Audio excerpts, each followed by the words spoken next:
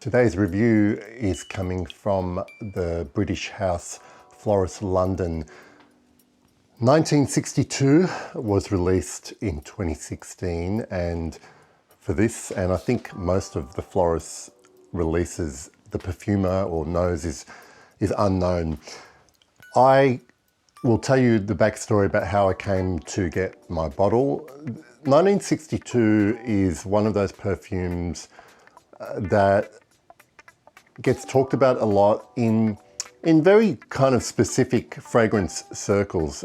You wouldn't necessarily read about this too much, say, in the Fragrantica forums or even Reddit forums. This is what I would refer to as pretty much a little bit of a bass notes darling. So I found out about 1962 through reading reviews and comments on bass notes. And when it came time for me to do an order sometime last year, I bought a perfume, I can't remember what it was. I decided to grab a sample of 1962 because I was ordering from somewhere that was selling them just to try it, and just wanted to see it for myself. Now, the next part is interesting because 1962, if you do read things like Fragrantica and Parfumo, they have a little section on each fragrance profile that tells you what readers or users think this reminds them of. Now, when I first smelled 1962, it actually reminded me of a perfume that I did not like when I tried it, and that was only once, and it was quite a long time ago. The perfume that I tried that this immediately reminded me of was Italian Cypress by Tom Ford. Now, this was a few years ago. I tried it in an airport fragrance store, duty free, and I think at the time it was a combination of me just not being in that zone for those green aromatic type openings, which this has. Basil, mint were the really strong notes that stood out to me in Italian Cypress. But I need to say, it was more the way it dried down on my skin that I really didn't like.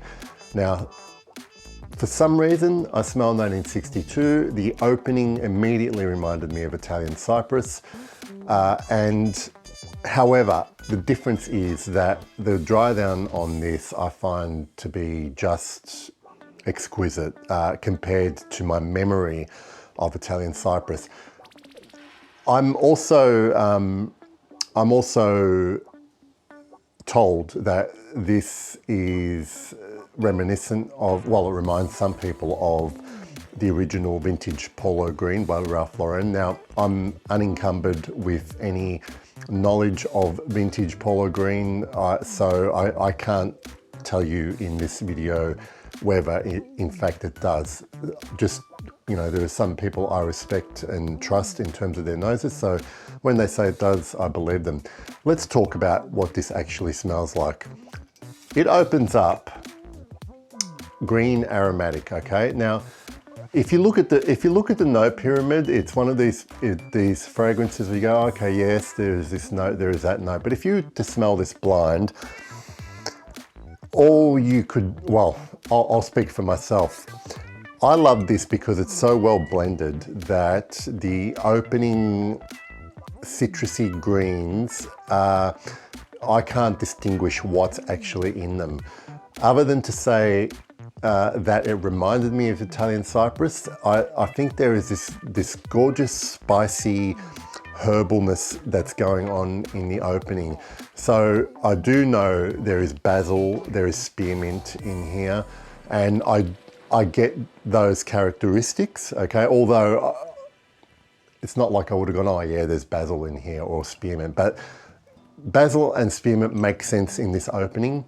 And I think there is some warm spiciness that is underpinning that green opening. The magic of this perfume is that it transitions seamlessly into, I guess, what I would describe as a softer greeny floral heart, okay? It doesn't get floral, doesn't get too perfumey, if you like. It stays aromatic, it stays kind of herbal, woody, but all of a sudden you realize 10, 15 minutes in that there is this softness about it. And it's at this point where you think, okay, so they've managed to make a classic smelling perfume, but it is so modern and so cool. It's got this urbane chicness about it. And just on that, the name itself, 1962, if you go on the Floris website, they claim that the inspiration for the name of this is Soho, London, in specifically the summer of 1962. It was London's, I guess, hip bohemian culture hub. Great music, great art going on. So it's just a place to be if you're in London. And obviously I have no real recollection of that. And even though I'm old, I'm not quite old enough to remember 1962 London. But it does have that vibe about it. It does have that hip bohemian vibe about this. And what I also get from this perfume that I don't get from every perfume is I smell this in hues, in visual. I visualize colors and it's tones of. I get tones of gold, even though it is, yes, it's a green aromatic perfume essentially. I get tones of gold and airy blues. There is quite. I did describe this on an Instagram post as smelling like a golden park in an urban setting. It makes no sense whatsoever, but this is just what came to my mind. Now, when this finally dries down, I get predominantly this gorgeous oak moss, mossy base accord.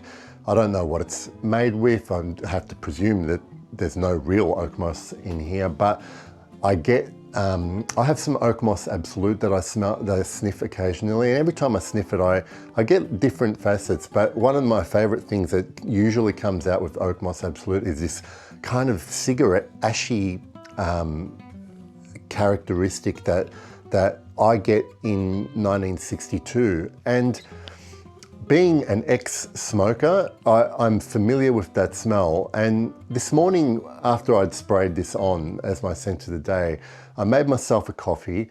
And I'll tell you what, it wasn't exactly a layering combination, but being able to smell 1962 off my skin and the aroma of that fresh coffee was just a really beautiful combination. I felt like I was sitting in a London cafe on a gorgeous summer morning, smelling really, really cool, really sophisticated, really hip. 1962, predominantly, if you look at the demographics on Parfumo, it's mostly guys that enjoy wearing this. But always, if you think you like the description of this scent, just go for it. This lasts pretty well. It projects pretty well, actually, for the first couple of hours. I can smell it without even, bringing my arm to my nose or anything, pretty easily for the first couple of hours. And it's one of those ones that you may think you've stopped smelling, and then as soon as you get up from your desk or wherever you are and you move a little bit, the waft comes back into your nose. 7 or 8 hours later, it is pretty much a skin scent that is still detectable by others mainly, but by then it's very soft for me in that I can't really smell it anymore. But I'm more than happy with that.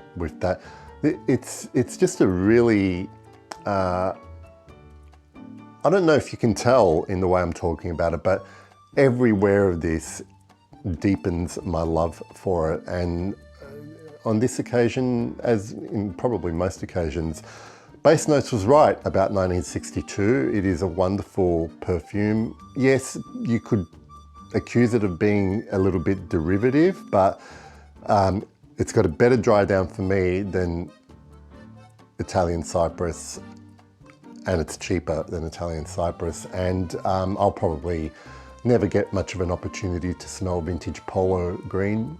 I'm more than happy with this. That's my review. Thank you for watching, and I'll see you whenever.